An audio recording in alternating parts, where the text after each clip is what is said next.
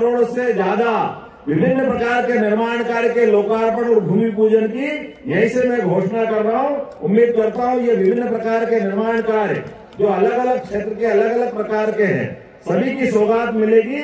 माननीय यशस्वी प्रधानमंत्री के नेतृत्व में डबल इंजन की सरकार चल रही है और डबल इंजन की सरकार के माध्यम से निश्चित रूप से हम और आप सब मिलेंगे। और खजुराहो का तो रिकॉर्ड लाखों का है। पिछली बार का रिकॉर्ड हमारा एक रिकॉर्ड बना था विष्णु जी, माननीय आप अध्यक्ष महोदय के नेतृत्व में।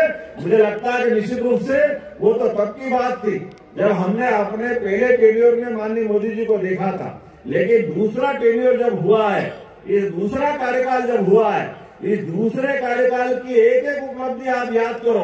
कौन सी चीज छूटी है? जनसंघ की स्थापना के काल से लेकर के जो बातें कह करके जो हमने राजनीतिक दल गठन किया था, जनसंघ, जनता पार्टी, भारतीय जनता पार्टी, हर काल में जो जो बात कही है वो सारी की सारी बातों को पूरा करने के लिए माननीय मोदी जी ने 5 साल से छोटे से समय में सब कुछ दे दिया, कुछ बचा ही नहीं है। जम्मू कश्मीर धारा 370, अब धारा 370 अस्थायी थी, लेकिन उस अस्थायी धारा को 70 साल तक हमारे ऊपर लागू रखा गया और उस अस्थायी धारा का परिणाम क्या रहा कि 40,000 से ज्यादा सैनिक और आम नागरिक मारे गए। ये सारा पाप किसके माथे था?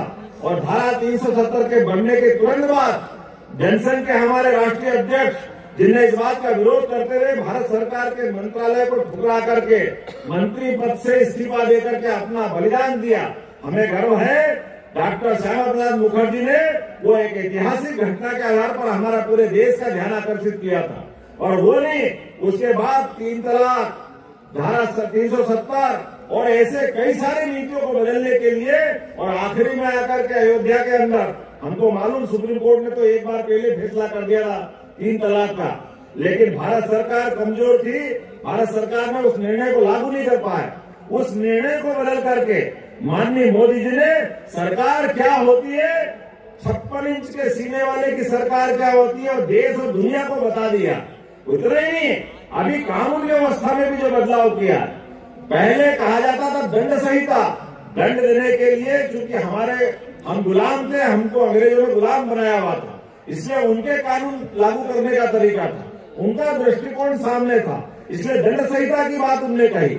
लेकिन हम तो न्यायालय की दहलीज पे न्याय मांगने जाते हैं, दंडित होने नहीं जाते। इसलिए उस कलंक को मिटाने का काम भी किसी ने किया है, देश के गृह मंत्री ने माननीय प्रधानमंत्री जी के माध्यम से किया है। अब हमारे यहाँ जो CRPC, IPC, सारे ऐसे कानून जिनमें हमारे गुलामी के लक्षण दिखाई दे, सबको बदलने का प्रयास किया। फिर एक और निश्चित रूप से मोदी सरकार भारत का भाग्य बदलने के लिए, भारतीय संस्कृति की ध्वजा लहराने के लिए, और हम सबको गर्व और गौरव से दुनिया के सामने आकर के स्वामी विवेकानंद की वो कही गई घोषणा 21वीं शताब्दी भारत की होगी, उसको मजबूत करने की दिशा में हम सब बढ़ेंगे। बहुत बहुत धन्यवाद। भारत माता की जय।